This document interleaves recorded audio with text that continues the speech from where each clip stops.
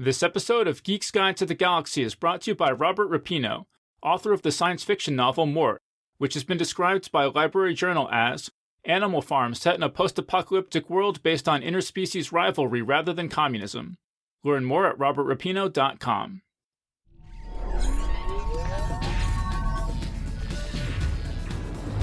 Wired.com presents The Geek's Guide to the Galaxy. And here is your host, David Barr Kirtley. Hello, and welcome to episode 229 of Geek's Guide to the Galaxy. Today on the show we'll be discussing unusual monsters in horror, the kind of monsters that make you say, what the bleep is that? And also discussing the new book, What the Bleep Is That? The Saga Anthology of the Monstrous and Macabre. And I'm joined by 4 guests.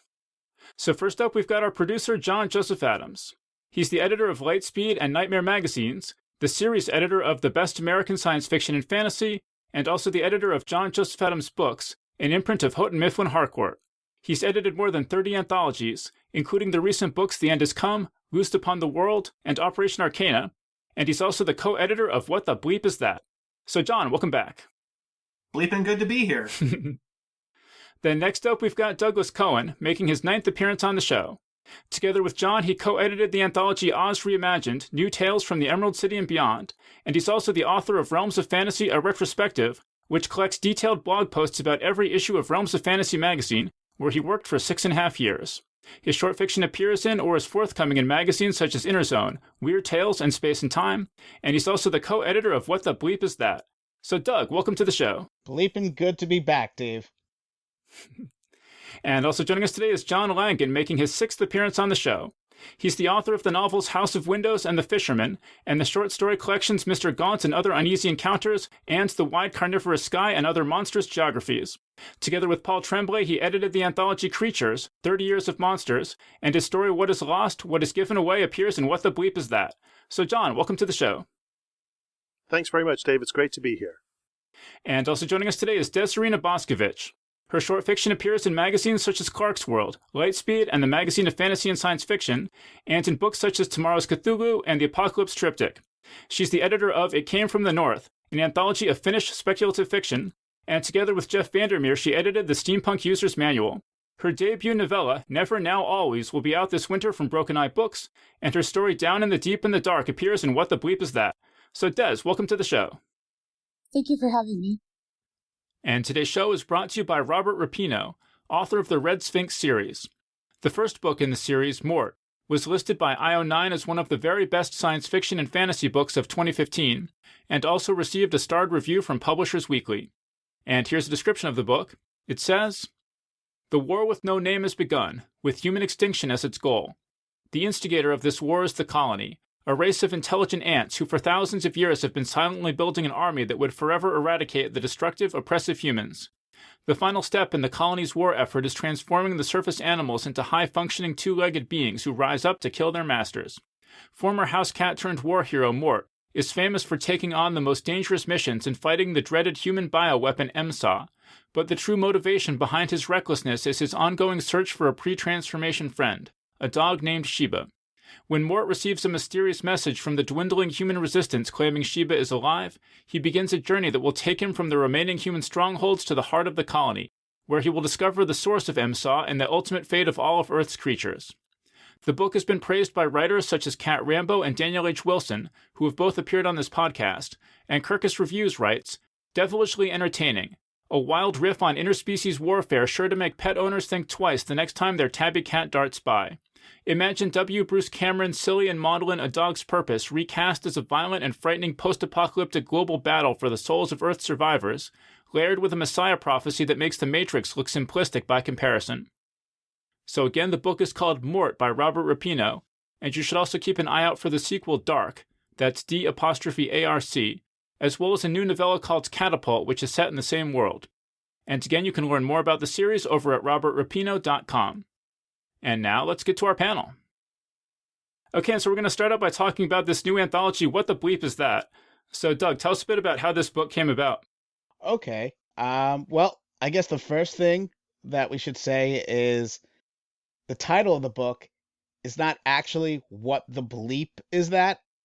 Instead, it's what the, and then you have some symbols that you might see like in comic strips when characters are cursing.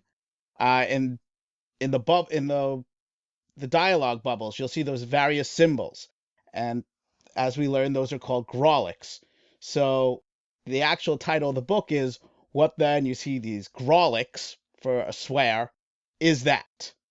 Obviously, it's just easier to say what the bleep is that, but technically that's the title. And the way it came about is originally this was there was a book back in 2007. I think it was called The Collected Stories or The Collected Tales of H.P. Lovecraft. I think it was put out by Harper Perennial Modern Classics. And, just reprinting stories by H.P. Lovecraft. And there was some cover art by Mike Mignola. Some people might be familiar with him. He created Hellboy. And I didn't know any of this at the time. And, someone at some later point in time, they took the cover and they stripped away all the design elements and they redid the cover. And for the title, they put, "What the fuck is that?" And, on the cover, Mike Mignola had done an illustration of Cthulhu, which is this tentacle monster, as many of your listeners may know, H.P. Lovecraft's most famous creation. And, like Stephen King originally had like a quote on the cover calling Lovecraft the greatest practitioner of horror in the 20th century. So now there was a fake quote on it where Stephen King was saying, "I don't know what the fuck is going on." And so on, it's just all these little things. And I saw it, I had a good laugh.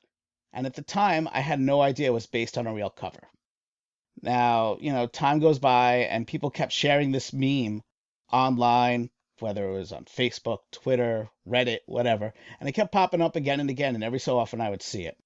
Then one day, I'm on Facebook, and someone posts it, and they comment, "Oh, this would be the greatest poster." And I said, forget that. Instead, make it a horror anthology. 20 stories, and in every story, one character is guaranteed to use that phrase. And I just said that as a joke.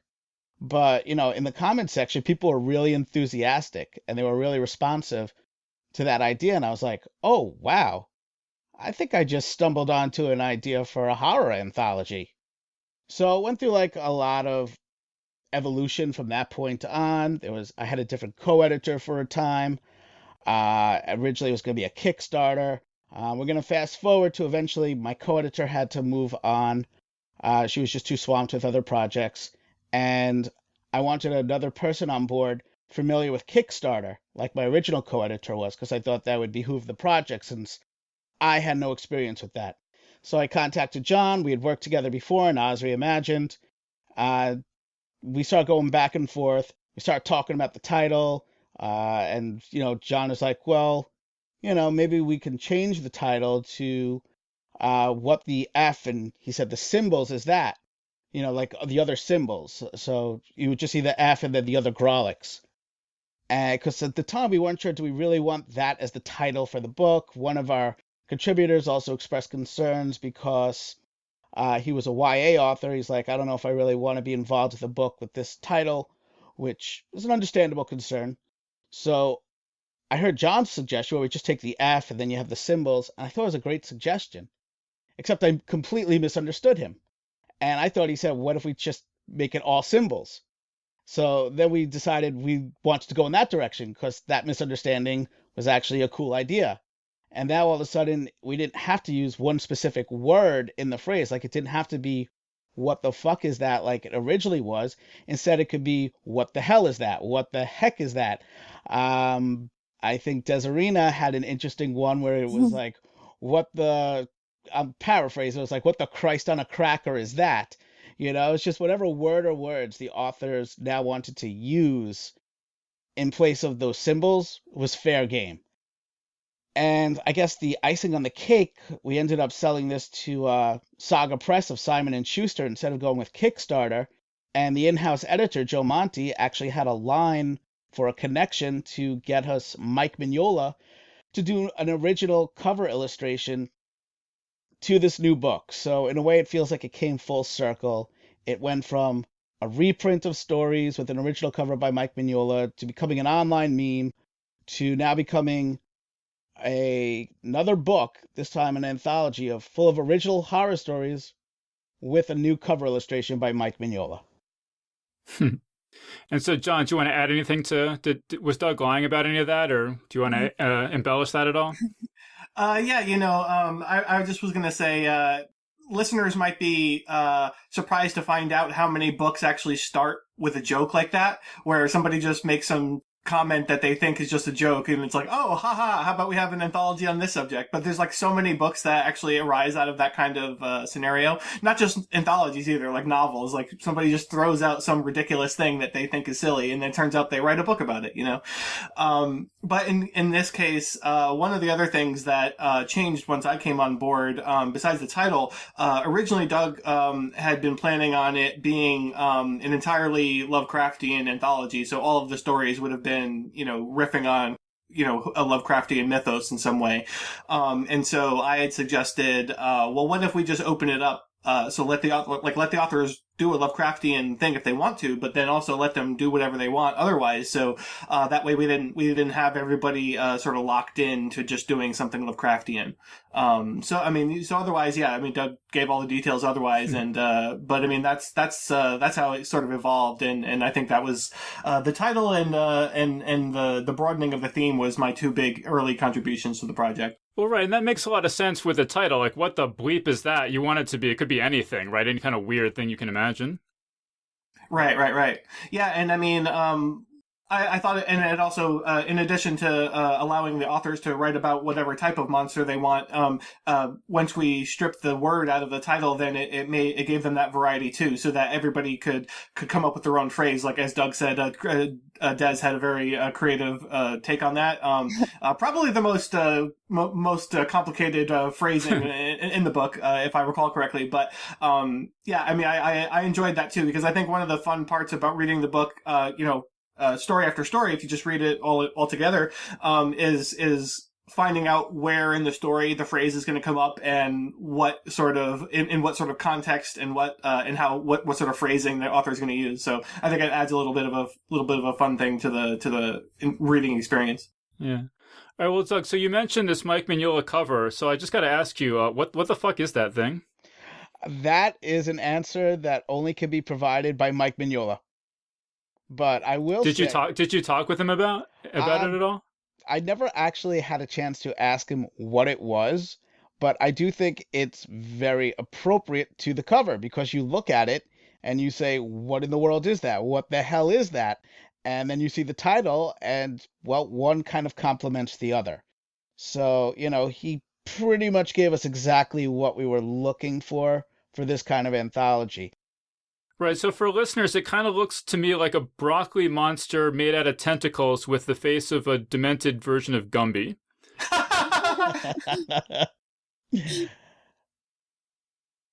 So keep an eye out for that. But so Des, we've mentioned that you took a very creative approach to this What the Bleep Is That? Tell us about how you came up with your story. Okay, so like Doug, I had seen the meme a few times when it was going around. So when I first heard about the idea for the anthology, I remembered that, and I loved the idea right away. I thought it was really great. But then when I actually kind of sat down to start writing my story, I realized I didn't really have any good ideas, because the idea of saying what the bleep is that, I felt like it should be a pretty tangible monster, like definitely a real creature or some sort of horrible scene. And the kind of stories I usually write are often very subtle and ambiguous, and there's not necessarily an actual monster. It might just be someone's sort of psychological breakdown or something like that. But I wanted something where the characters could actually be like, what the fuck is that? So I thought about that for a while, and kind of got some inspiration from Creepypasta, which I love. And after thinking about it, I realized that actually what scares me about the story that I wrote is how easy it is for humans to unleash horror on the world and each other, often without even trying, sometimes just because they're being selfish or they're being careless, or sometimes they actually have good, pure, noble reasons to do something, but it still ends up being an awful thing to do. Why don't you just sorry, Des, why don't you just explain what creepypasta is for people who might not know? So creepypasta is sort of like internet folklore legends, sort of urban legends, but they are written on the internet and they're passed around and people sort of share them and build on them. The creepypasta term comes from sort of a riff on copy paste, because people were copy pasting the stories and then making them, embellishing them, telling them their own way. But a lot of them have this quality like something you would talk about around a campfire or tell at a sleepover to scare your friends. And I find it very disturbing at times. I'm kind of disappointed that creepypasta isn't related to the flying spaghetti monster. And actually, that would be a wonderful monster to show up in a story that would make you say, like, what the bleep is that? Because, like, I mean, if you've seen like the illustrations of that thing, it's kind of horrifying to look at. Yeah. Also kind of funny, but yeah. So as far as what actually happens in the story, it's actually kind of funny because it sort of is a good example of how long it takes to put a book together, because I actually just celebrated my second wedding anniversary, but when I was writing this story, I was just in the beginning stages of planning my wedding. So it was a few years ago, but one of the ideas that we had that we ended up not following up on was having a Halloween wedding at a haunted hotel in Eureka Springs, Arkansas. So since I didn't get to do that in real life, I decided I would write the story about that instead. And it ended up being a pretty fun thing to work with, because I wanted the story to be kind of campy and kind of humorous at the beginning, because that's kind of the idea I got from the title and the whole concept. So I wanted it to start out feeling lighthearted. So my protagonist, she's the sister of the groom at the wedding, and she isn't a big fan of the bride. So initially she's just sort of focused on all these petty annoyances that come with being at a wedding and all the family drama, and her brother's best man, who's kind of a douchebag, but she also kind of likes. So as they are distracted by all this wedding drama and by each other, this horrible thing is just slowly closing in around them.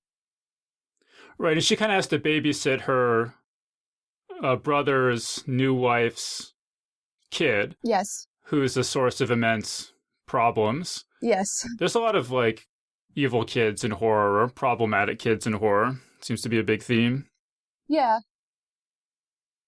Of course, and the protagonist doesn't even like kids, so she, from the beginning, she's just supposed to be like, this little brat. But it turns out he actually does sort of have some evil going on. Yeah. And the ending of the story, I won't spoil it, but the ending of the story I thought was very, very creepy and effective, and just gave me the creeps. I'm glad you liked it. Okay, cool. How about John Langan? You want to tell us about how you were inspired by this what the bleep concept? Sure, I'd be happy to. I also saw I think it was probably on Facebook, I saw the meme, and I have to confess, no matter how many times I saw it, it always got like this, always provoked this terrific laugh out of me. There was just something about the whole Lovecraftian concept, and people just saying, what is that? And, even Stephen King is like, I have no idea what's going on. For some reason, I'm thinking about it now, and it still makes me laugh. So when I was invited to the anthology, I was thrilled. I thought, this will be so easy. And I love monsters. I love to write about monsters. And so I thought, okay, there you go. And there are, there are so many great monsters that are, what Stephen King calls, the thing without a name, right? So I thought, this is going to be easy. But then when I actually sat down to write the story, I couldn't come up with a good monster story. At the same time, for whatever weird reason, and this may be because it was a few years ago, one or another of my high school reunions was coming up. I can't remember if it was 20 or 25. I think it was probably 20. And I had no desire to go to my 20th high school reunion because my 10th high school reunion had been such a letdown. I had gone in there thinking it was going to be like every made-for-TV movie I'd ever seen, where, well, no matter what separated us 10 years ago, we're going to get together now and find out that we all have a lot more in common, and our similarities outweigh our differences, and, cliche after cliche, platitude after platitude. And that was not the case. It was high school 10 years later. And I found that discouraging. But perhaps because I was thinking about that, it made me think that when I was in high school, maybe a junior in high school, on Saturday Night Live, maybe this was Billy Crystal. I was trying to remember who did this. They did this, one of those skits that just achieves a life of its own, where then Billy Crystal and somebody else came out and just pointed at something and just said, "What the hell is that?" And that was all they did for it was probably just a couple of minutes. What the hell is that? What the hell is that? And they just, played with different ways of saying that. And so there was one friend of mine, who was a senior. He did that, and I joined in a couple of times. And we actually had one or two teachers who helped us out. When one of the hallways, we just pointed at a spot and just said, "What the hell is that?"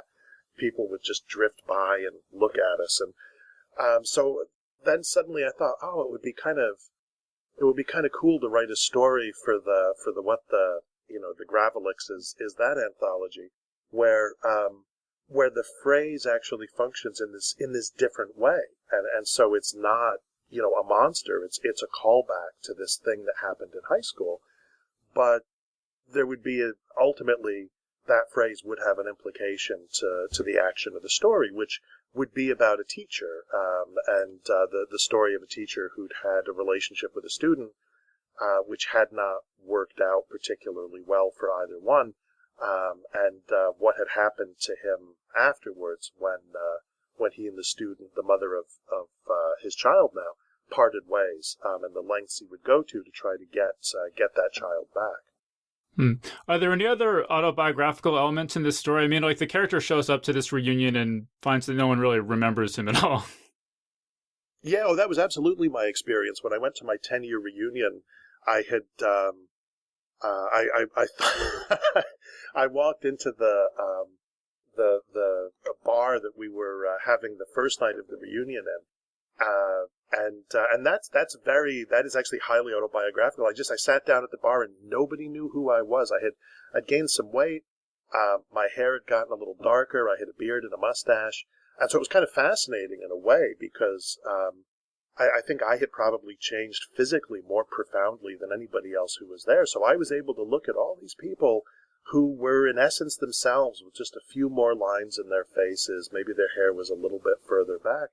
And yet they looked at me and they just looked right through me. So it was a fascinating little bit of people watching. But it seemed, it's odd, isn't it, how life sometimes seems to become symbolic, right? That it seemed to indicate how far I had drifted from that time in my life. All right. Well, we'll never forget you here, John. Just to reassure you about that. Dave, I will hold you to that promise. I'll also add that when I was first reading John's story, and, the characters are talking about what the hell is that? And he mentioned it was an SNL skit.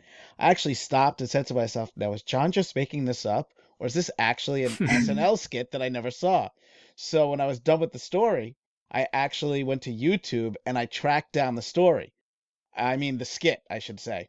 And Steve Martin was one of the people that was in the skit, since John was trying to remember. Oh, wow. Yes. So, yeah, you can actually find that skit on YouTube. So, that was in the 70s. So, 30 years later, he brought the skit back. I actually Googled the skit too, because I was trying to solve the puzzle of what it meant. And it was actually just pretty straightforward. So. I guess I'm just sort of curious, Doug. I mean, obviously the intent of this is that people are going to be saying, what the bleep is that? Looking at some sort of weird monster or something, right? Did other people do what John Langan did here and do something different than that? We have one other story where it wasn't really a monster. Off the top of my head, I could think of one other story where there wasn't really a monster. I think it was Simon R. Green. It was more of a mad scientist kind of story. So those are the two stories that I can think of where there was no monster, which I think it's fine. Like we came up with the idea and we figured monsters, but it's a very broad theme. So the authors really had a lot of room to play because there were only really two stipulations other than the word count. It was give us a horror story and work in this phrase. And even in that one phrase, you can change, that the Grawlix to whatever word or words you want. So there was no guarantee it was going to be a monster, but, I wasn't surprised, I would say, that most of the stories ended up as monsters. Or monster stories, I should say. Yeah, that's why the subtitle is Monstrous and the Macabre. It's we had to throw the macabre in there because of John Langan and Simon R. Green. Otherwise, it could have just been the monster anthology.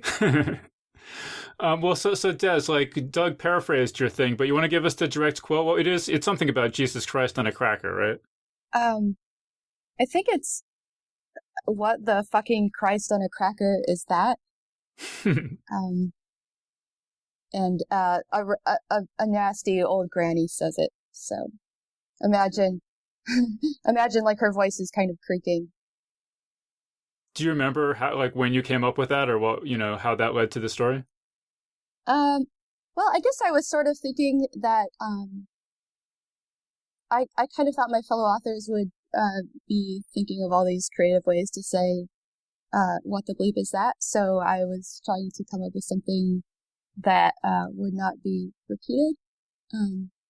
But then when I actually read a lot of the stories in the anthology, there was a lot of, what the fuck is that? So I think I maybe went a little overboard in trying to make mine stand out. But that's fine. I got to kind of develop the character of the rude grandma just to sort of deploy that line. And it's always fun to write a rude grandma. So. See, John Joseph Adams, do you want to add anything about these fine stories that Des and John Langan wrote for you? Yeah, I mean, the thing is, with sort of giving John Langan a little bit of a hard time here, not having a monster in his story. But I mean, the thing is, like an anthology like this, I think it's nice to have the sort of change of pace story where you get into it and you're expecting a certain sort of thing to happen, and as you get towards the end of it, you're sort of looking around for where it's going to come in, and then when it doesn't go the way you think it does, then it's like kind of a nice change of pace. So yeah, I didn't see that as a problem at all. But yeah, I mean, otherwise, I mean, they're two great stories that are in the book by John and Des, and I was just rereading them ahead of this podcast, and it was a real pleasure to revisit them. But yeah, I mean, I don't really have anything else to add. All right, well, so tell us, John, who are some of the other authors in the book, and some of the more what the bleep sort of stories in the book? Well, let's see. The other names that ended up on the cover, just so I don't have to read the whole list of names, but Jonathan Mayberry, Scott Sigler, Shannon McGuire, Christopher Golden, Ann Owamayela, and Rachel Swirsky. They have a collaborative story. Alan Dean Foster and Maria Devonna Headley. Just to give two examples, so two of the others, two examples in the anthology are, so Scott Sigler's story is called Those Goddamn Cookies. And it's this, very, unusual sort of, story on a spaceship. And, these two people are hunting all over the spaceship because they can smell the smell of these cookies. Well, one of them smells cookies and one of them smells brownies, and they're both kind of going insane.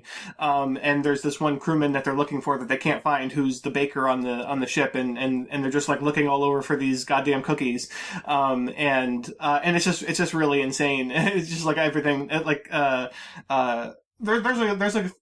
there's a pretty bizarre monster in that one, so I think that one's a fun one. I'm sorry, John, I'm gonna have to correct you. I think it's actually those goddamn cookies. I know. I was trying to say it. I was trying to say goddamn. I don't know. It's GADDAM is how he spells it. Which is actually so originally he had submitted the story as just called Cookies, and we're like, well, Cookies is kind of a bland title. Could you spice it up a little bit? So he put those goddamn cookies in there. And then like Shauna McGuire's story is called hashtag Connolly House, hashtag We Shouldn't Be Here. And as you might guess from that, it's a story told in tweets, and so it's sort of about this ghost hunting team. Like they're kind of like a reality show where they go visit some haunted house, and so but this is just like the story told from their Twitter feed as they're going on one of these expeditions. Like they actually do have someone with a camera that's there, but it's just that. But what we're seeing in the story is just the Twitter feed. And so it's interesting because like, she sticks to the strict limitations of Twitter, and so you get just tweet by tweet, and you have some replies, you have some of the team members talking to each other, you also have some fans interacting with them. But as they get further and further into the exploration of this house and things start getting weird and going wrong, there's a lot of interesting, fun things that happen with the story because of the format that like you're only able to see because of the format. And I don't want to say more to spoil it, but I really like what she did with it, and it's an interesting story to talk about in context of the anthology, because obviously like telling a story in a series of tweets, it can kind of seem like kind of a gimmick, but then again, like the whole concept of this anthology is kind of a gimmick, right? But the thing is, it's like in both Shonen's case and both in the anthology as a whole, I feel like although it started that way, we managed to make it transcend the gimmickry of the idea, and so, although Shonen started in that place, she really took it to somewhere else that made it, all worthwhile, and you just turned it into a real story, even though it, uses that framework. That story, like, legit scared the crap out of me. Yeah. I think it might be my favorite story in the book. It's really good. Yes, see, John, art house gimmickry, it's how I think of this book. Yeah, there you go. That's a good phrase for it. But so Des, you've actually read the whole book? I read most of it. Are there any other stories you want to highlight? I really liked Adam Troy Castro's Framing Mortensen story. Because it was just like so comically evil how the main character was just taking such delight and relish in torturing his hapless victim and former enemy. And I also really like it. It really kind of turned Lovecraftian in the end too, which was super awesome. And it did sort of like go with the whole theme that we've been talking about, where it is scary and macabre and all that, but also just kind of having fun with it and enjoying the campiness of it. And I thought Maria Devana Headley's story was really fantastic too. Her story, Little Widow, which combines dinosaurs and angels. I don't think I've seen that done before. Yeah, and a suicide cult. Yeah, Yes. just to jump in here, so actually, if anybody isn't sure if they want to get the anthology and you want to sample it, you can actually read Little Widow and Whose Drowned Face Sleeps by Anna Obamiliela and Rachel Swirsky. You can read both of those on Nightmare. Also, you can listen to them if you're listening to this podcast, you probably like podcasts. You can also listen to the podcast version, so you can sort of sample the anthology before you buy it. Although, I mean, obviously, you should go buy it. Well, in Fossil Heart, right? You can listen to that as well. Oh, you're right. Yeah, exactly. Yeah, Fossil Heart. Yeah, Fossil Heart brought Amanda Downham. Yeah, you can also read and listen to that one too. Yeah, I forgot about that. Thanks, Dave. Yeah, because those three are on the Nightmare podcast, so I listened to them. So yeah, you can definitely go check this out. How about Doug? Do you want to like highlight any of these stories in particular? Sure. I mean, if there's a couple of stories to me that, kind of stood out as defining what the bleep is that we haven't already discussed, I think I would actually point to the bookend stories, that being the first and the last one. The first one is Mobility by Laird Barron, and it's about this guy who just does like a casual act of violence to a squirrel when he's a kid. And, lots of kids, they'll do like unthinking things, when they're very young, that they don't realize how cruel it is, whether they're killing a bug, whether they're killing a bird or a squirrel. And then there's just kind of this mostly unseen horror that proceeds to torture him when he's older from afar, and it basically treats him like the bug. And it's kind of a Lovecraftian vibe, and by the end, it seems very Lovecraftian to me, the way it ends. But, we got a wide range of stories with, like, in terms of the tone. We had some that were fun, we had some that were really dark, we had some that, were fun and then they became dark. And I think that's great. But I thought Laird's was a good tone setter for the opening of the book, just to let you know, whatever else this is a horror anthology, because I think kind of like John Joseph Adams was saying, you see the title, you see this weird creature on the cover that you don't know what it is. It seems kind of quirky or campy, but I do think in the end we transcended the gimmick. So, I thought Laird's was a good one just to let the fans know this is a horror anthology. And then the final story. Actually, Doug, let me jump in there because the Laird Barron story for me was definitely like a what the bleep is that kind of story, just the whole story for me. Okay. And I know John Langan, you know Laird well, right? Can you say like what was going through his sick, twisted mind when he was writing this story? Well, that I can actually, and I'm not sure if I should. But perhaps I'll just tell you guys, and I'm sure no one else will hear this. Just story. Between us. Just between us and these microphones. Laird and I are both good friends with Brian Evanson, who's a fantastically talented writer. And a number of years ago, Brian contributed a story to Ellen Datlow's Supernatural Noir. I think it was called The Detective of Dreams.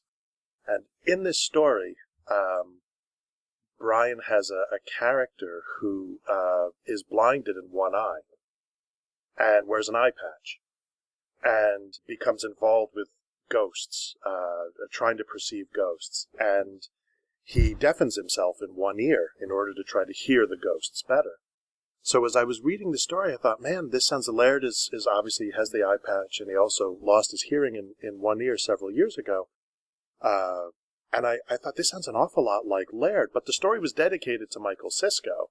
And I thought, is this just coincidental or what? But I thought, no, it has to be Laird. And so, 5 years ago, something like that, Laird and I were at a reading in Providence. And Brian Evanson was teaching at Brown at the time, and so he came to the reading. And afterwards, we all went out to dinner, and Laird sat down next to Brian. And Laird had decided at this point that story pretty much, it was just, the coincidence was too great. Evanson had to know what he was doing. And so while we were all having our waiting for our meal to come out to us, actually, no, our meal had come because everyone had their knives and their forks in their hands.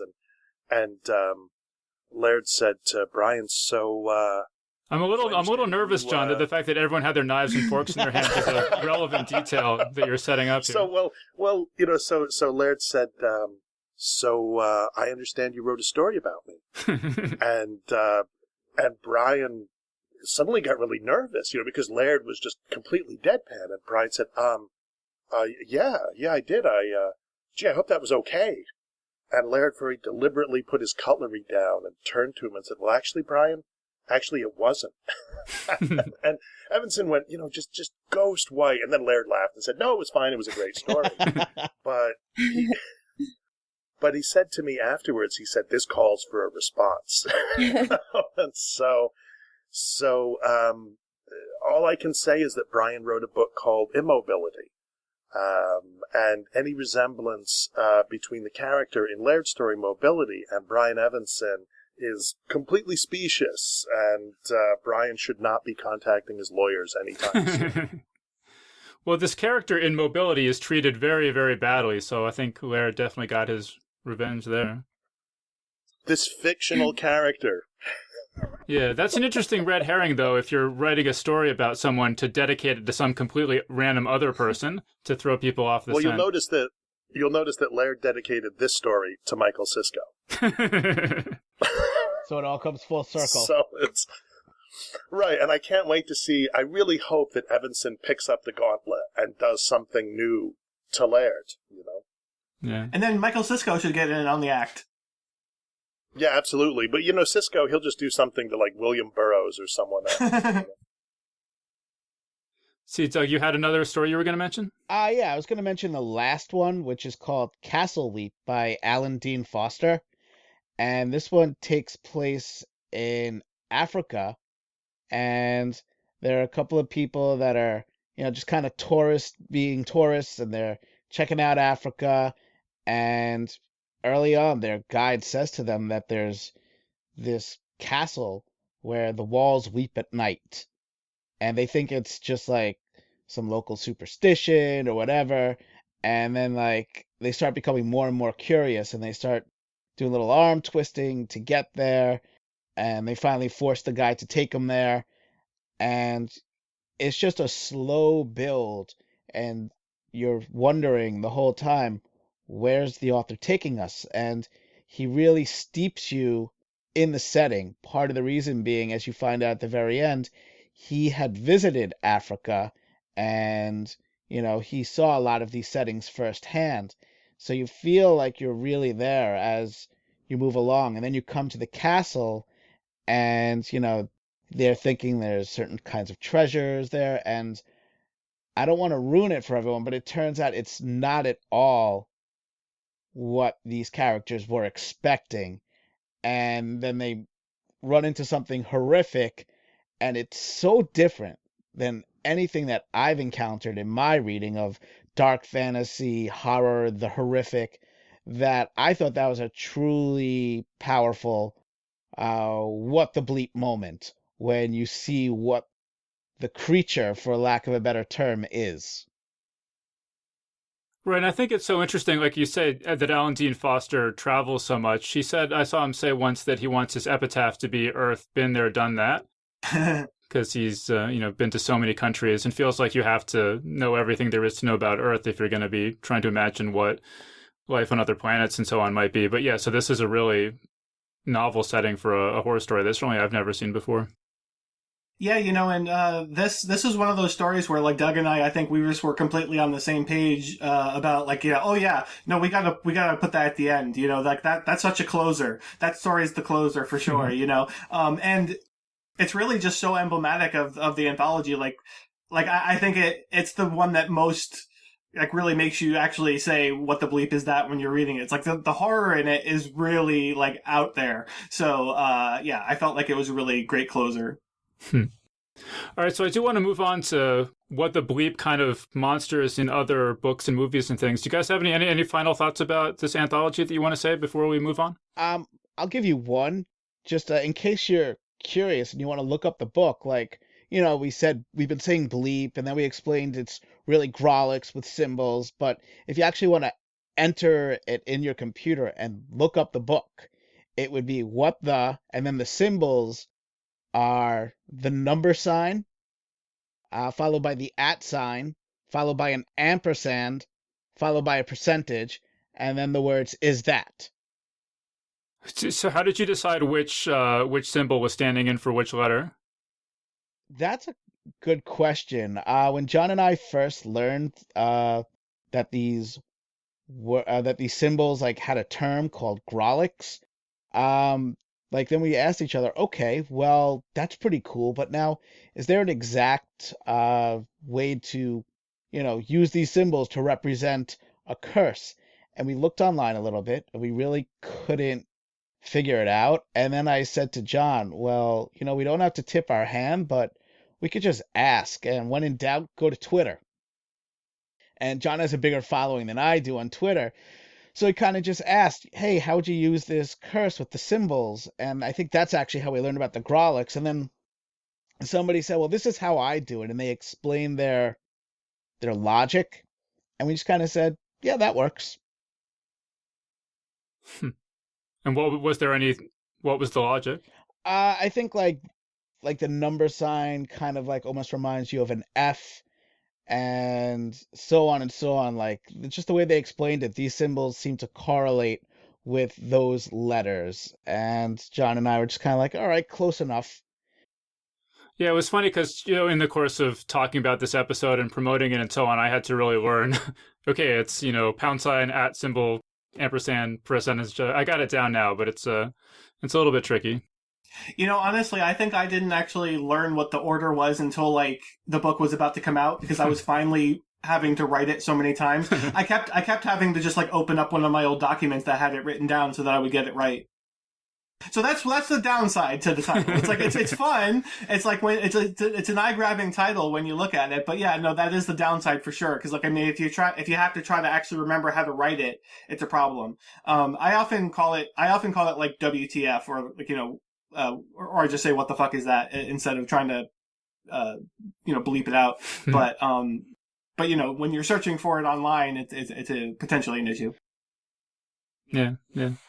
All right, cool. So let's move on to these what the bleep monsters in other books, movies, and things. And so when I was describing the kind of things that I was sort of thinking about, the two examples I was using was John Carpenter's The Thing and the recent movie It Follows. And I loved It Follows so much. And it's such a weird monster that's unlike anything I've ever seen, with these weird specific rules and characteristics. So I'm just curious if everyone else loves that movie as much as I do. But how about John Langan? Did you see It Follows? What'd you think of that?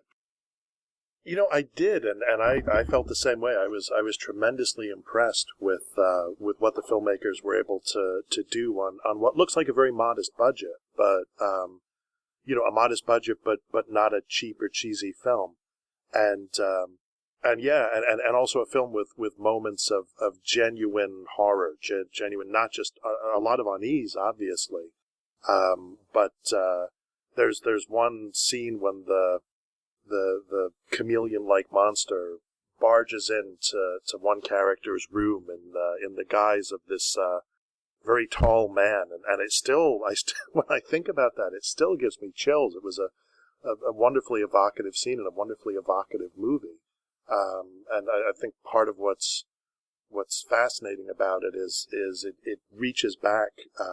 Speaking personally, one of the things I remember learning about when I was a kid was that monsters have rules, and the rules are often nonsensical. Why is Dracula afraid of garlic? Well, don't worry about it. He's afraid of garlic. The knowing the rule was more important than whatever the anthropological explanation for the rule was.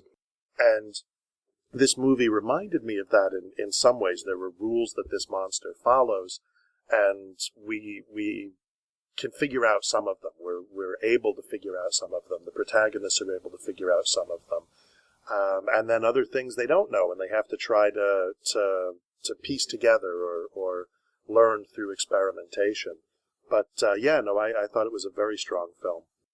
Yes, I guess I'll just say the rules basically are that you become the focus of animosity of this monster by having sex with someone, and the focus of animosity gets passed from person to person. So if it's you have to have sex with someone and pass it to them to kind of get the pressure off you. And once you're the focus, this monster will walk just at a walking pace towards you. It always knows where you are and will walk towards you. And if it catches you, it will kill you. And it can appear as anyone. It can be somebody you know, or a stranger, or sort of like a sort of scary looking person or something like that. And they're just rules. I've never seen another monster that followed rules like that. The walking is like that is very weird, and I don't know. Des, did you see It Follows? Do you have any thoughts on this movie? Yes, I did see it, and I really love it too. I think it's one of the best horror movies I've seen. And that scene that John just mentioned, with the very tall man coming up in the hallway into the girl's bedroom is really horrifying. That one really stood up to me too. Actually, something I was just thinking about is one of the things I really loved about It Follows is the atmosphere, and how it's really creepy and unsettling, and you know what city you're in, but you can't really tell what season you're in or what time period you're in, and it just creates this real feeling of unease that really supports the scary parts of the film. And I feel like maybe that's kind of underlying a lot of the movies and stories where there's a monster that is unfamiliar to us, or maybe we haven't seen before, the rules around it aren't very clear, that there's also this very unsettling or terrifying atmosphere, and the atmosphere really kind of enforces the monster. And I was thinking about that also with regards to the other movie that you had mentioned, The Thing, where there's the thing is a monster that we don't really recognize. We're not sure what's up with it. But then also the setting is really oppressive and kind of reinforces the actual creature. Right, and so just in the thing, if people haven't seen it, basically it's in the Antarctic, and there's some sort of alien monster that's been trapped in the ice, and it can shapeshift and also sort of like infect people, and so you never know if you're talking to someone whether it's the thing or not, and so it's very paranoid. And we polled contributors to this anthology about what their favorite what the bleep type monsters were. And there's a scene in the thing where one of the things gets its head chopped off, and then the head grows sort of spider legs and scuttles off. And there were a whole bunch of people who listed that as their favorite what the bleep sort of moment. I don't know, Doug, do you have anything you wanna throw in at this point? Oh, I can think of a few. One couple of them are Stephen King stories. One of them, you might remember that movie The Mist, where the whole time you're just wondering, what is it? Because these people are basically trapped, I think in a supermarket in the story, and there's this mist that they can't get past, and there's some kind of creature or creatures in the mist that are killing them, and they're like mutilating the humans. So that's a moment where, it's a nameless horror. It's a very obvious nameless horror. Another one that occurred to me, it was a short story, and then there was a movie where they adapted a few of Stephen King's short stories into, like, I guess this mini flicks, like a little anthologized movie, if you will. And there was this one story called The Raft, where basically these college kids, they come to a lake, and they swim out to the middle of the lake where there's just like this floating raft in place, and while they're there, like this oily, slick substance, like, kind of starts floating across the lake over to them, and one person touches it, which obviously, if you're reading a Stephen King story, that's a huge no-no. But, the oily, slick substance basically consumes them. And now the other three people are trapped on this raft with that thing circling, trying to get to them. And, they're gradually, as you might imagine, picked off. I won't tell you how it ends. It ends differently in the movie versus the short story. I've read both. But, something like that, the whole time, even though it really doesn't matter, I think you're wondering, well, what is that thing? It's just like almost like a living oil slick. And, those are horror examples. I also thought of like a few that qualify as horrific moments where it wasn't really horror, like in Clash of Kings, when Melisandre gives birth to the shadow baby. As I'm reading that, the whole time I'm just saying, what the bleep and bleep, what the bleep and bleep, what the bleep and bleep, because that's not supposed to happen. So I thought that... Yeah, it's pretty visceral on the TV show, too. Like when you actually see it, not just imagine it by reading it. Yeah. Absolutely. So, I mean, sometimes these what the bleep moments can, find their way into an epic fantasy, or I always thought of the Shrike in Dan Simmons' Hyperion Cantos as a what the bleep kind of creature, It seems like something out of an Edgar Allan Poe nightmare. It's this 8-foot creature of spikes and chrome, and it has these abilities, but you don't really know what it is for a very long time, and you don't know what its agenda is. So it's the Shrike, but what is the Shrike? So I thought that was a very good example. And then the one that just occurred to me while we were on the phone was The Monster in Stranger Things, that new Netflix series. Yeah. Yeah, Petalhead, right? People have been calling that. Isn't it the Demogorgon? Yeah, the Demogorgon. Oh, Yeah, well, the kids were calling it that. They were comparing to I guess they were putting in Dungeons and Dragons terms or something like that, and they called it the Demogorgon. But, you go a long part of I think it's an 8-part series for season 1, 8-part episodes. I think it's like not until episode 6 or 7 that you even get a really good look at this thing. So, And you're definitely like, what the bleep is that? exactly, because it's a very unusual creature. It doesn't really have a face, and it kind of seems almost plant-based, but then it's very predatory, which you don't think of plants as being predatory too much outside of maybe the Venus flytrap. So, and it's humanoid while also being like plant-like with its head. So it was a very weird, different, dangerous kind of creature, and they really took their time building it up very methodically. So I thought that's a very good recent example. Speaking of predatory, that just reminded me of Predator, the final scene in Predator when Arnold Schwarzenegger's facing off with the Predator, and the Predator takes its mask off, and like they actually say to each other, like, "What the fuck are you?" So there you go, Doug. That could be our sequel anthology, like where we have the protagonist and antagonist encounter each other for the first time, and they have to say, "What the fuck are you?" or whatever, and then. Well, it's interesting what you guys are saying about, the Shrike and Predator and things, because for research for this, I looked up lists. I just typed in a list of weirdest monster and things like that. And a disproportionately high number of them were from horror sci-fi hybrid movies, as opposed to just straight horror movies. So I guess maybe when there's aliens involved, people feel more liberated to make really weird looking monsters or something like that. I don't know. I know, John Langan, what do you think about that? Do you think there's something to that? Well, it's funny because I was thinking that same thing, that in the original Alien movie, and this is if you try to remember the first time that you see that movie, there's very much it seems to me a succession of WTF of as you go through that, from the face hugger to then the chest burster, and then each time you see the alien, even when it's reached what I guess we think of as its mature form. It opens its mouth and that second set of jaws pop out. Like the thing seems completely unstable. Even at the very end of the movie, when we think that Ripley is safe, when the alien uncoils, there's a moment when it sort of detaches itself from the surrounding spaceship, when it's camouflaged. It looks like part of the spaceship. And so, that's a movie that just keeps you saying, oh, what next? What is going to happen next?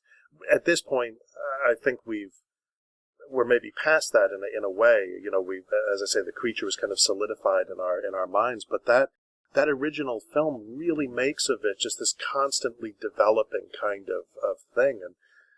And I don't know if it has something to do with, obviously the director wants to scare you, right? I mean, that's the sort of, but I also think that there's maybe an attempt to demonstrate that an alien form of life might be truly alien, and, that it might go through a life cycle that is radically different from what we go through as human beings.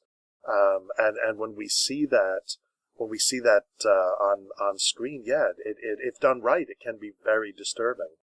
Well, I mean, speaking of life cycles, because there does seem to be kind of a life cycle of horror monsters, right? Where it starts out and you don't know how they work and they're scary.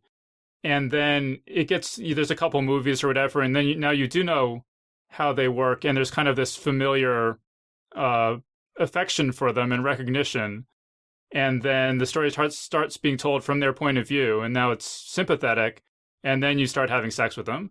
And it's sort of this this sort of natural life cycle. Well, not the xenomorph, I hope. That would, you shouldn't do that. That's pretty dangerous. Yeah, it's interesting because, I mean, it hasn't quite, or has it gotten there? I was thinking, I think the Lovecraftian monsters are well, obviously, but they're in the ascendancy right now. And I'm just thinking about zombies, though, because I guess zombies are sort of tailing off, but they're still, it seems to me they're still hanging in there a little bit. And I wonder how many zombie narratives have there been. I guess there have been a couple where we see things from the zombies' point of view. I don't know if we've gotten, except for, I think Amelia Beamer's novel, The Loving Dead, is an attempt at writing a sort of erotic or sexually charged zombie novel. I'm not aware of any others, but I have to be honest, it's not something I go out and actively try to find. No, there's a whole genre, John. You gotta expand your horizons. No, but really there is that show iZombie that is from the zombie girl's perspective, okay, yeah. and I kind of like that show a lot. Yeah, I mean, she's barely a zombie, really. I mean, she's clearly undead. I mean, she but, does eat brains like every day, but Yeah, but she's not like a mindless zombie. Like when you say zombie, you kind of think like there are these mindless she's a creatures. smart zombie. Yeah. But like, actually, like the romance is a huge part of the plot because one of the major questions is, if you have sex with someone, you'll infect them with zombieism. So you can only have romantic relationships with other zombies, unless you want to inflict being a zombie on your love. All right, I don't want to talk too much about zombies because that is a named monster, and so it falls outside our purview. But I will just mention, John Langan, that there's this movie Dead Girl, where it's like these kids find this zombie girl kind of chained up in a warehouse or something and use her for sexual purposes. So I mean, there's a lot of things out there. Yeah, that's pretty disturbing. Thanks, Dave. Thanks for ruining my. I mean, just another science fiction like WTF monster I wanted to mention was the monster in Cloverfield, which is, first of all, is a really bizarre looking thing. But then I think it's really interesting how you never really get a good look at it through the whole movie. And so every time you see it, you're just like, what is that thing, And I think that that's really important for a kind of, a feature-length movie where you're trying to maintain that sense of WTF, you never really see what the thing is, maybe until the end. But yeah, let's see. Doug, do you have anything you want to jump in here with? Just, I guess, another creature that kind of fits the mold. This is one of the ones that our contributors mentioned when John pulled them, is the creature at the dinner table from Pan's Labyrinth, where I think it had no eyes, but then when you see its palms, it had eyes, and it's basically in this slumber unless you eat some food off the table. And, it can only follow you if it holds up its hand so that the eyes in its palms can see you.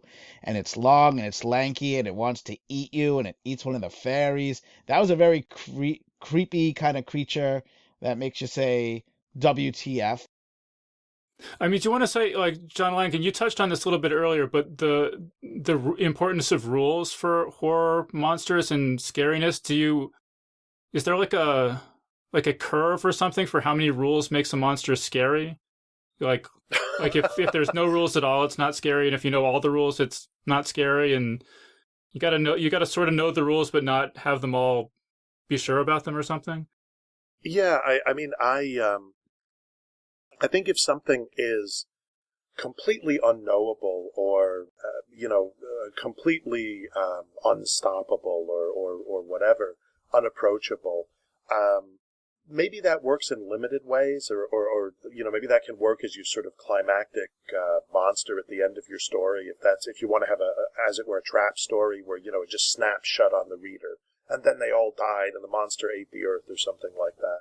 But I think if you don't want that, I think the thing is those kinds of stories can become curiously flat and curiously unsuspenseful, because if there's no hope against the monster, well, okay.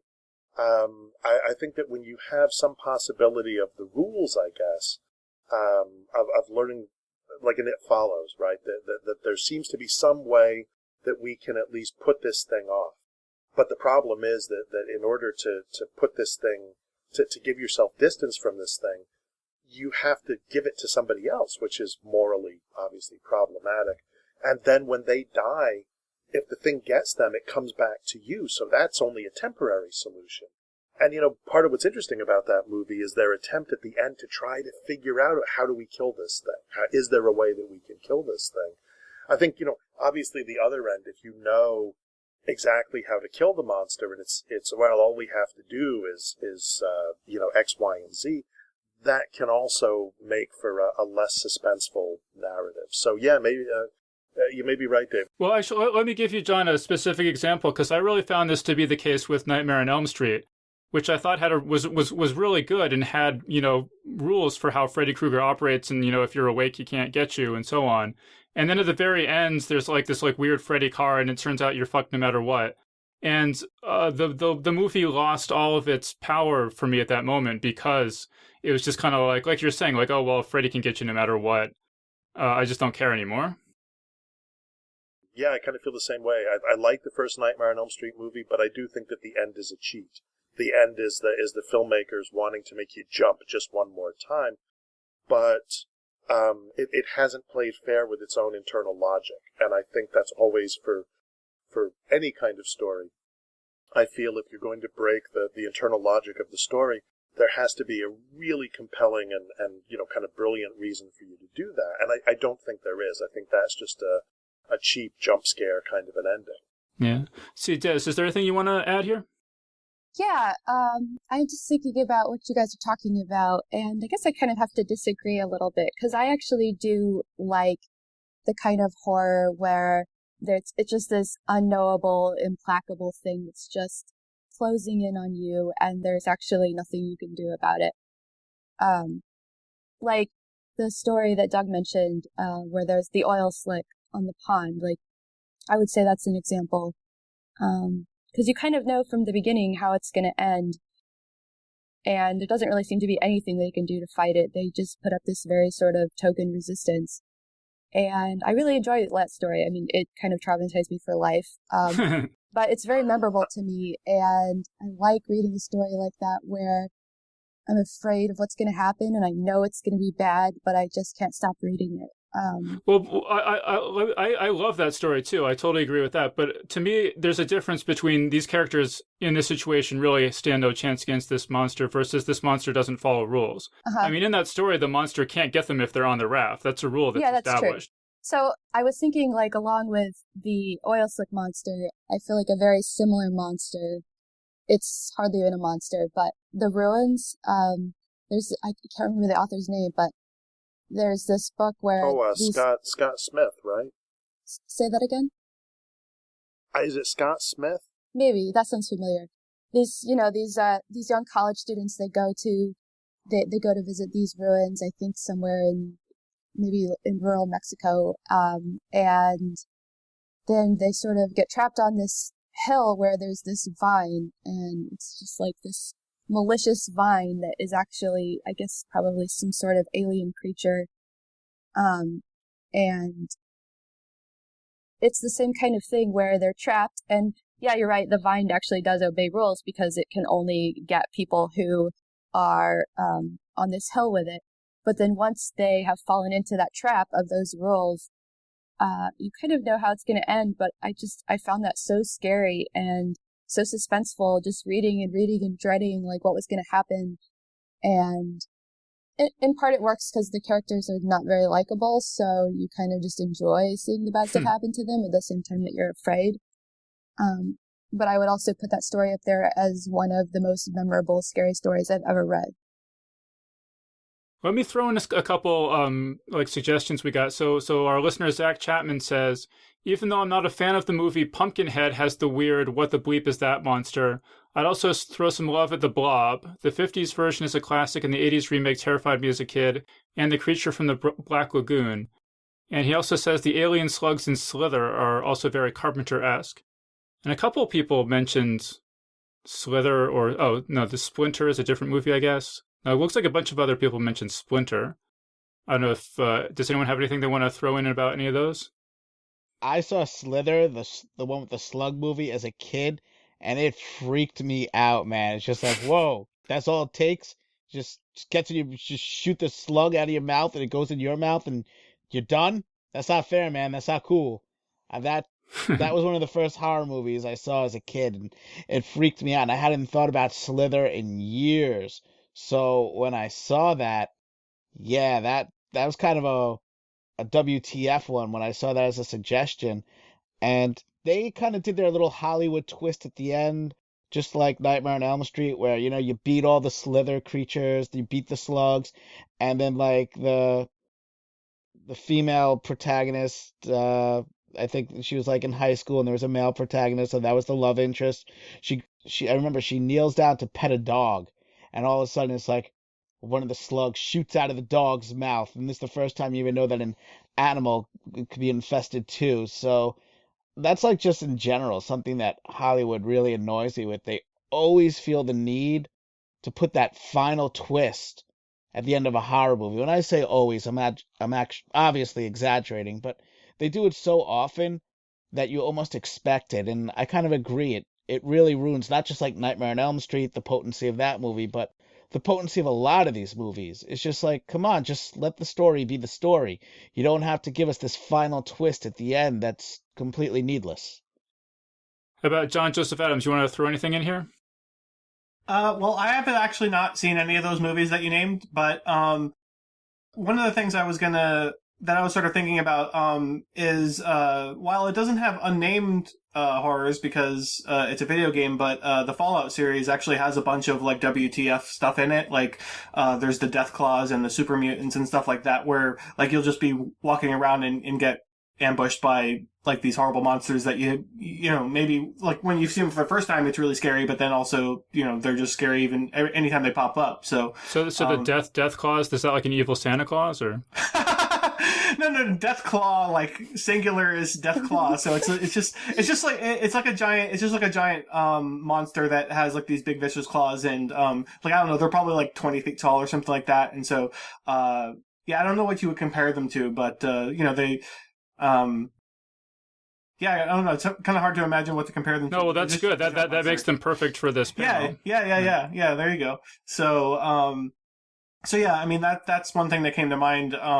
Unfortunately, like I said, I haven't seen those movies, so I can comment on those. But well, how about Des? Do you want to comment on any of those, or anything else you want to mention? I don't think I've seen any of those either. Yeah, some of these are pretty obscure. Actually, I had to. I was thinking about instituting a rule for this panel that it had to be both a WTF monster and the movie had to be good, because if you if you're allowed to include bad movies, there's just so many movies with like what WTF stuff going on in them. Oh, like but Sharknado? You know, yeah, like that kind of thing. So I don't know. I mean, there's just like some of these lists I was talking about of the weirdest movie monsters and things. They're just these like super cheesy B movie things. That like I've never seen, and I don't know if they're really worth watching. And how about John Langan? Do you have any other kind of things you want to mention? I've seen. Yeah, I mean both. Splinter is not bad. It's a kind of tense little B movie, and with a very small cast. What's interesting to me about Splinter and Slither is that they're very much infection movies, and that seems to me something that you've seen a lot more of. You know, the creature that infiltrates your body in some way and then makes you monstrous. And you know, in some ways, I guess it seems to me like it's an updating of the curse trope. You know, whether you're turned into a vampire or a werewolf or whatever. You know, now you're infected, and that makes you, you know, whatever the source of the infection is, whether it's something that's terrestrial or something that sprang out of a lab or something that came here on a meteorite, there is a kind of sort of, I don't know, sociologically speaking, kind of fascinating fear of infection that these things seem to represent. And I will declare myself, I'm a big sucker for that remake of The Blob from the 80s. Yeah, I went to see that in the theaters and was absolutely terrified. Because the original had scared me when it was on the 4:30 movie, you know, when I was a kid. But it's all, you know, they sort of pour Jello across a photograph of a building and like, oh, the blob is enveloping that building. Whereas the effects for whatever it was, the late 80s, early 90s, the effects on the remake were, comparatively speaking, really good. And this thing was fast. It could pop out of the sink and zap you with a pseudopod, and I remember finding that surprisingly effective. See, I don't think I've ever actually seen that. So where does the blob come from? It shows up on a meteor, as I recall. Yeah, I got to watch out for those meteors. Well, I mean, when you were talking about the you know, the infection, I mean, people also mentioned Invasion of the Body Snatchers. Is sort of a similar thing, and sort of similar to the John Carpenter's The Thing too. This idea that the monster isn't something that you look at and is weird, but it's just anyone around you could be the monster. There was actually a Philip K. Dick story from the 1950s that preceded all of these called The Father Thing, where it's told through the perspective of, I don't know, like an 8 or 9-year-old boy, and just there's some alien creature or some force or whatever it is that has inhabited the kid's father, looks just like his father, but he knows it's not his father, and it was incredibly creepy, which is kind of interesting because you don't always think of Philip K. Dick, or forget always, you normally don't think of Philip K. Dick as writing horror or spooky. You know, you think science fiction, certainly you think weird, and he can create his own WTF moments just with how weird he can be with some of his ideas, but this one was particularly creepy, and it kind of almost set the template for a lot of these host-snatching movies and stories that followed. Oh, hey, so I thought of something to mention. It's probably like, it seems to be a movie that only I like, and I apologize again for inflicting this on you, Dave, Doug, and Des back in the day, but there's this movie called Tales from the Crypt Demon Night, which I really love. Like, I just honestly love this movie, and seems like nobody else likes it, but, it was, there was the Tales from the Crypt TV series that was on HBO for years, and then, it ended, and then they made a couple of movies, and this was the first one. And, so it's kind of a B movie, but definitely a B movie, but it's a B movie, but it takes itself seriously enough that I really love the mythology and everything that happens in this movie. But there's this one scene where there's there's this head demon guy, and he cuts himself so that he starts bleeding, and he starts throwing his blood around on the ground. And all these demons start bubbling up from the ground, and they're just really gross, and one of my favorite scenes is they're they sort of have this placenta on top of them as they're bubbling up out of the ground, and so he just squats down next to one and pulls it off their head and kisses it on the head, even though it's this gross demon thing. And so I don't know, that. So that was one of those WTF moments for me when I was watching that. But also there's a couple other moments in the movie where there's this little boy that gets taken over by the demon, and he turns into this horrible monster. And there's a couple other things like that in there. All right, John, I'm sorry, I'm calling foul on that one because a demon is a named monster.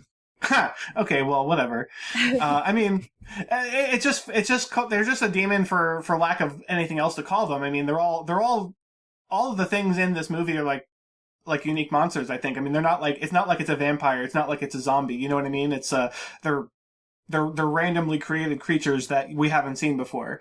So, for whatever it's worth. I know, like I said, I'm the only one that likes it anyway. Oh, so. John, that movie was so bad, I blocked out the very fact that I had seen it with you. Yeah, I literally have no memory of that. So either I wasn't there or I just blocked out the memory. Yeah, too. I don't think that actually happened. Oh no, it happened. He opened the door in my mind, unfortunately. I don't know if Des was there, but we definitely did it for movie night one day. I don't remember. I mean, you've mentioned it on this podcast many times before, but I didn't remember that I'd ever actually seen it. Well, we'll have to make you watch it again, Dave. Don't do it, Dave. It's a trap. I'll just mention, these are all pretty obscure, but so Jonathan Mayberry recommends The Flying Head from Bride of Reanimator. Tim Pratt says Absentia, a very weird, creepy monster, barely even glimpsed, really chilling movie. Let's see, we've mentioned all these. Alan Dean Foster says, for me, it's always been the monster from the id from Forbidden Planet. And then Grady, of course, Grady Hendrix has some super obscure things. From Beyond has great Lovecrafty monsters, but I think the Russian film VIY gets the award for bestest of all time monsters. So, has anyone seen any of those? I guess What a surprise that Grady came up with obscure recommendations. I mean, Forbidden Planet, I guess, isn't super obscure, but I don't know. Any John Langan, any thoughts on any of that stuff? From Beyond, I guess I'll just have to give that one to Grady. It may be his own Demon Night, I do think what's interesting about Forbidden Planet, of course, is that the monster is not seen for so much of it. I think that's something. I think it's in Stephen King's Danse Macabre. He talks about how you can evoke terror in a reader or a viewer, by keeping the monster off screen for as much time as you possibly can. And then the question, of course, is always, what do you show the viewer? What do you show the reader? And, King makes the argument that when you scream, when you see whatever it is, it's undoubtedly maybe with horror, but there's also some relief because it's never as bad as what you thought it was going to be. Whatever you were afraid of, that's always, the thing that's under your bed, the thing that's in your closet, the thing that rattles around in your garage, whatever, that's the thing that you're putting into the space that those kinds of films or books create. And, a lot of the best ones just run with that as far as they can and as long as they can, I think. Is it frustrating, John Langan, as a horror writer, that, as we're saying, the monsters are scarier if you haven't seen them before, but there's so many monsters have been invented? It must be hard to come up with things that are scary, right? Because there's just so many, like anything you can think of has been done before. No, honestly, I think it has more to do with, do you care about the characters? Because I think in a lot of the movies that we're talking about, at this point in my life, right, the Blob remake is not really going to scare me that much. It scared me when I was a kid and I hadn't watched a lot of horror movies and it was, sort of brand new. But at this point in my life, I'm probably not going to find it, as cool as I think it is, I'm probably not going to find it that frightening. What I'm going to find frightening is a book or a film that really engages me in the characters and really makes me, like say It Follows does. Or The Thing, for that matter. It's not just because I have a huge man crush on Kurt Russell, but, I love the characters in that movie. They're this, whatever, lovable bunch of research scientists. How often has that been said? And, So when things start to go south for them, that really matters. And I think that, I think you could take the most cliched, the most hackneyed monster, whatever it is, whether it's I don't know if that would be a vampire at this point, because they certainly seem to have been done to death. But you could take that and you could, I think, make that as frightening to a reader as ever, if it's a vividly realized world and a vividly realized set of characters who are threatened by this thing and who then, also have to make some really maybe difficult choices because of the monster, because of what they're encountering. I guess another weird issue that occurs to me with a monster like It Follows is, if this is a thing that exists, how come it's nameless? How come it hasn't been cataloged and observed throughout history, right? I guess it could have wandered in from some other dimension or something, but it could be a pretty recent development. Yeah, I guess like Toxic Ooze created the It Follows monster or something like that. Well, just really with the chain of events of how many people were getting infected with it and dying, doesn't seem like the human race could really survive very long once the It Follows monster was in the picture. Yeah. Yeah, and I also think that there's one of the things about the movie, right, is that nobody talks to their parents. Right? I mean, not really. Nobody says, "Mom, Dad, I had some risky sex with someone I just met, and now there's a monster following me." And one of the things I think that the film, kind of encodes is adolescent anxiety over sexuality, right? I mean, that's to state the obvious, but it also, I think part of its power depends on the fact that kids don't tell their parents when they're having sex, I think by and large. And the problems that they have, whether, emotional or they have an STD or there's a monster following them, they think they can solve themselves and deal with themselves. So, from that standpoint, the monster could have been around for a long time, because I don't think kids not talking to their parents about sex is a new development. Right, and if it was an adult and they had a, reasonable bank account, they could just keep traveling around, as long as you're traveling faster than somebody can walk, you're in pretty good shape, right? But that would make it kind of a boring movie.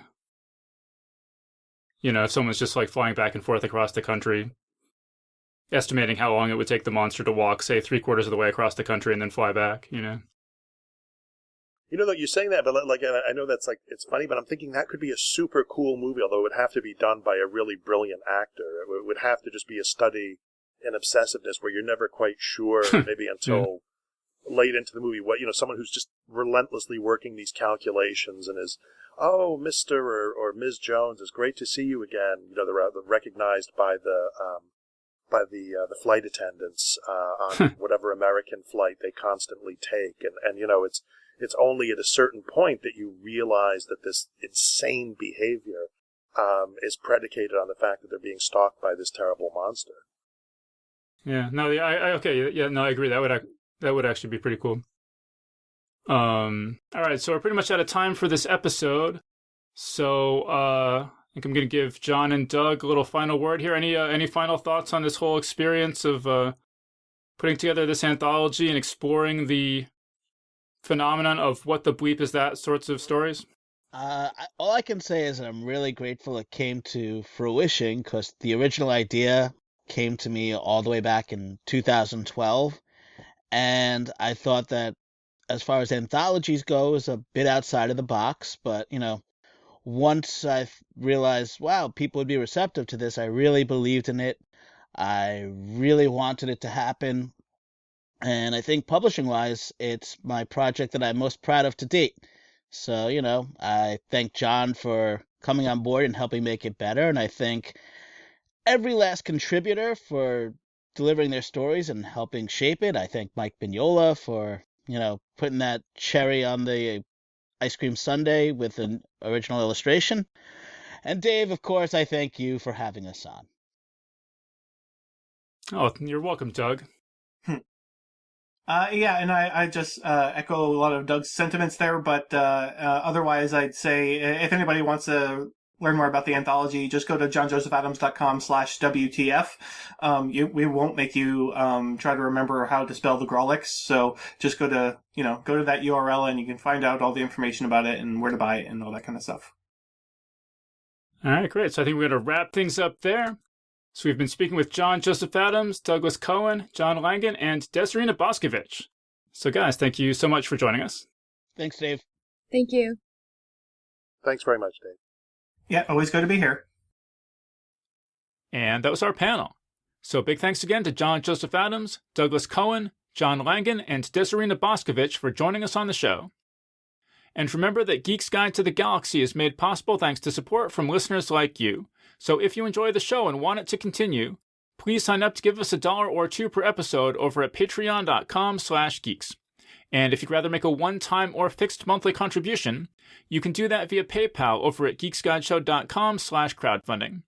And I want to give a huge thank you to Gary Flood, Jillian Clark, Evan Geller, and Roderick Mitchell, who all just signed up this week to support us on Patreon. I'd also like to give a special thank you to Trevor Nemeth, who just increased his Patreon pledge to an amazing $5 per episode. So big thanks again to everyone who's contributed. We really appreciate it. I'd also like to thank author Robert Rapino for sponsoring today's show. Learn more about his Red Sphinx series over at robertrapino.com. All right, so that was our show. So thanks everyone for listening, and we'll see you next time. The Geek's Guide to the Galaxy is a production of Wired.com. For more information about the show, visit geeksguideshow.com. To learn more about your host, visit davidbarrkirtley.com. Music and voiceover produced by yours truly, Jack Kincaid. If you enjoyed this program, tell your friends. If you didn't enjoy it, tell no one. Thank you for listening.